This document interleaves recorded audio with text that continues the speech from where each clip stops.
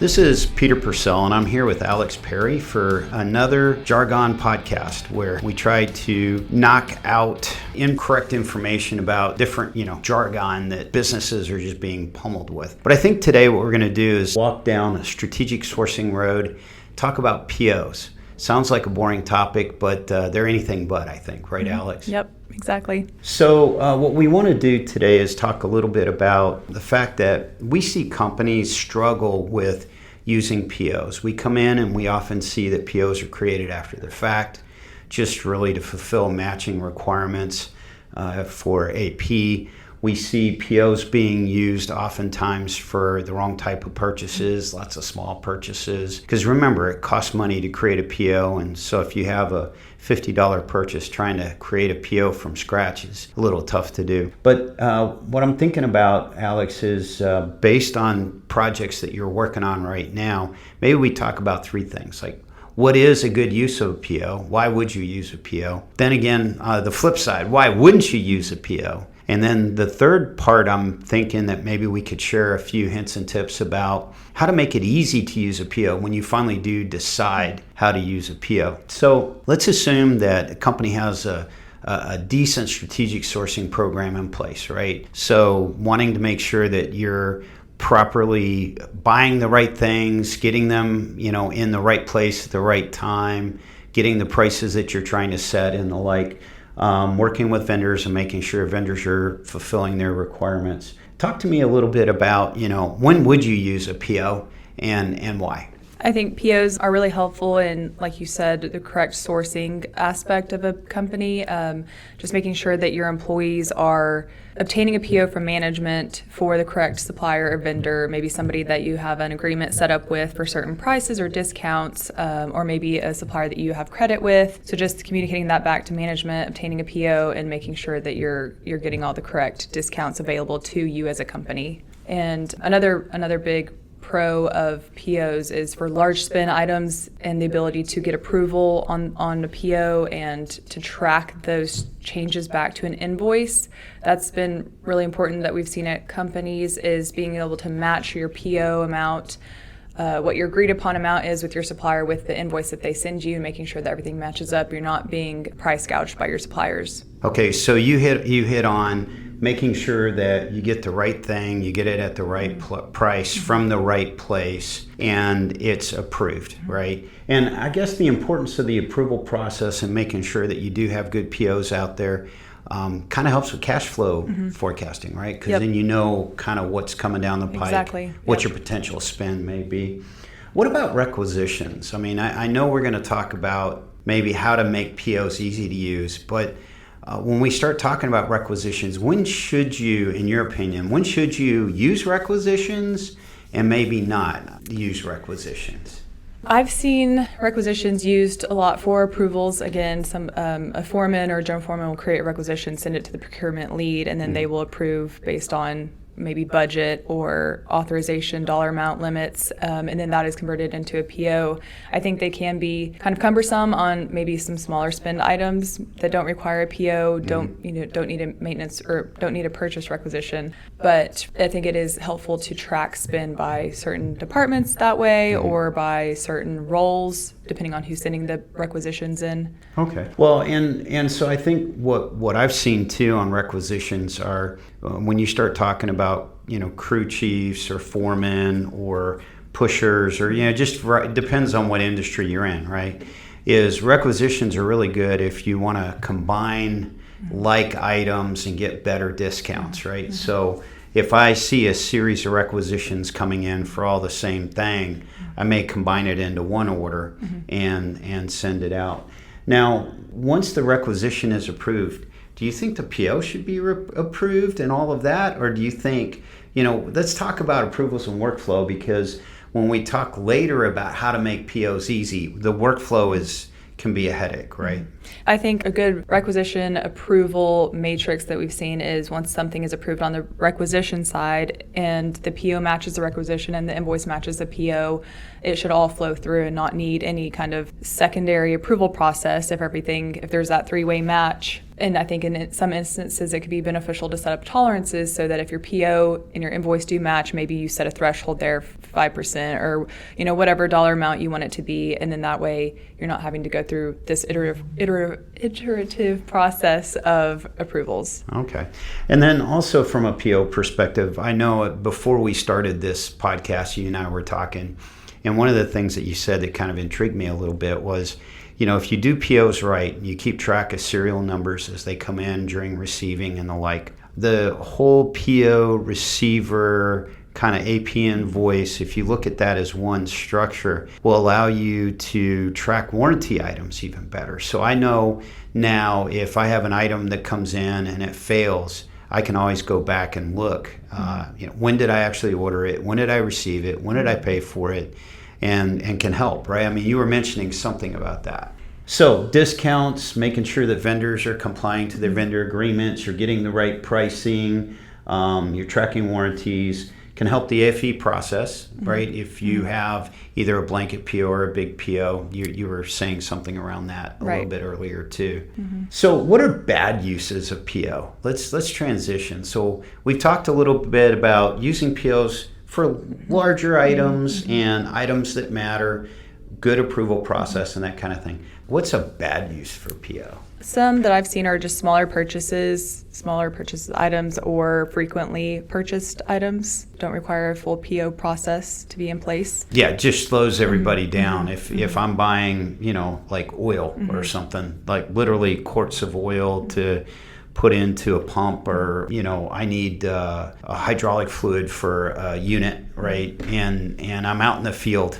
Why do I need a PO? Just go get it and use it, right? Yep. Some examples we've seen, though, on the flip side of that, we've seen at companies, maybe an in-house mechanic shop, and they'll go purchase tons of oil and filters to go repair tons of different pieces of equipment. So that would require a PO, just the sheer volume that they're purchasing, and to be able to track that across different departments, I guess, within their company. So that's something that we've seen for this specific customer or specific company is something that they do track or do need POs for it, because they're buying large volumes of something. Right. And when you're buying those large volumes, one, you want to make sure you're getting the right product, just to beat a dead horse, but really getting the right discount, the right price.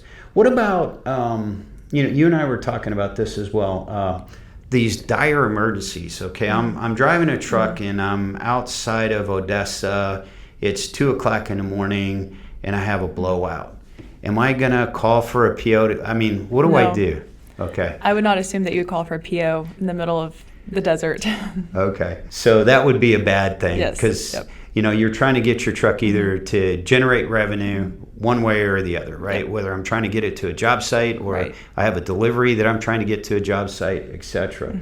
And then the biggie, I guess, is, we've heard this a lot, which is for the sake of control, right? You're going to have a PO for everything for the sake of SOX controls. And not required. That's not required. We're finding there's different ways to put control around your purchases. And, we'll get to this in a minute, but even with P cards, right? You have the ability to do random audits, run reports. So if somebody is truly abusing the system, they're not going to do it for very long. No. And keep in mind, that our benchmarks have shown that to create a PO typically costs about $160 to $170 just to create the PO and the care and feeding going forward.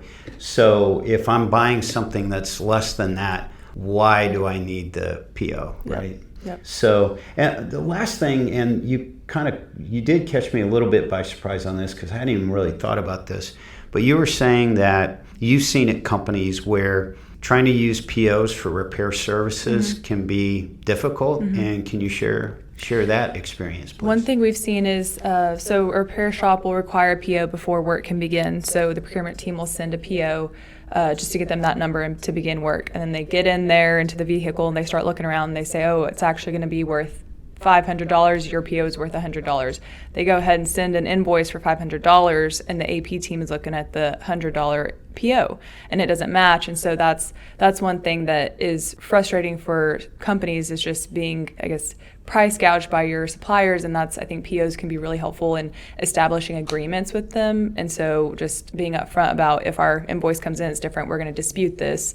Or also being able to track when that's happening, and to track, okay, this certain vendor or certain supplier is always overcharging us. Even though our PO says $100, they're always going over because they know that we're going to pay it. I think you can implement good workflows or best practices to teach your AP team, hey, maybe let's not pay this invoice, let's dispute it. But in the case of it being valid, right? I mean, I have a diesel truck, and it's always expensive to work on, and it's never exactly what I think it is. How do you work around that? So let's say it really is valid. I get in and I think it's a bad turbo, but really you also have to replace the head as well. So how do you work through that scenario? I think you could have the tolerances set in place. So if maybe it's a $50 difference and you don't care if it's maybe an immaterial $50, you can go ahead and pay that, or create change order to your PO, send them a new PO with revisions on it that they've communicated back to you. Might be a good way to catch those. And then who would generate that change order? Would it be the fleet manager, or would it be somebody in procurement? Ideally, whoever is in communication with the repair shop. So maybe the fleet manager in a case like what you're talking about. So from a workflow perspective, it becomes really important that, and again, we're going to talk about how to make POs easy here in a second, but it has to be easy for the fleet manager in a case like that to basically do a change order. Or you can use a blanket PO, and it's just another release against that blanket PO. Right. And I'm assuming as long as you're tracking the equipment number and all of that, so I can attribute it back to a specific unit, I should be okay. Right, exactly. I think tracking repairs or tracking spend for equipment is huge, to see, okay, this piece of equipment is always breaking down or always has something wrong. I think that's also a benefit to the company, to see those charges by equipment. So let's move on to, how do we make using POs easy? And the reason why I bring this point up is, it's nice to say we're going to have good policies and procedures, and we're going to have, people are going to be trained and all that. But if I have a tool that's difficult to use, whether it's technical tool or even just a tool, right? And a PO is a tool in my mind. If it's not easy to use, I'm going to revert back to bad behavior. So what do I do to make life easier from a PO perspective? I think trying to streamline the process. So I know we touched on requisitions earlier. Those can be beneficial, but I think they can also be cumbersome. And so maybe eliminating requisitions if they're not needed could help the process, or P cards, purchasing cards, can help with different spend items. If it's within limit, within budget, within the approved list of items to purchase, I think those could be utilized in a positive way. And training the procurement team correctly, I think, could be a huge benefit here. What about workflow? Does workflow need to be fairly well streamlined and set up correctly in the system? So depending on spend, either the procurement can just go directly through because it's within authorization, or making sure that people can get approval requests through email, right? So they can respond right away. I mean, stuff like that. Yep, I think approvals and the workflow like that is huge. Just if something is under your threshold and it's approved to be purchased, or it's a frequent purchase that is consistently approved, and I think just having that workflow automated is a huge help, so that you're not overloaded with emails or with approval alerts in your system. So yes, I think automated workflows are huge, and just the ease of approval, whether that's via email or within the system, just having that accessibility is very helpful. Well, that sounds good. And then what do you think about being able to do some of this on like your phone and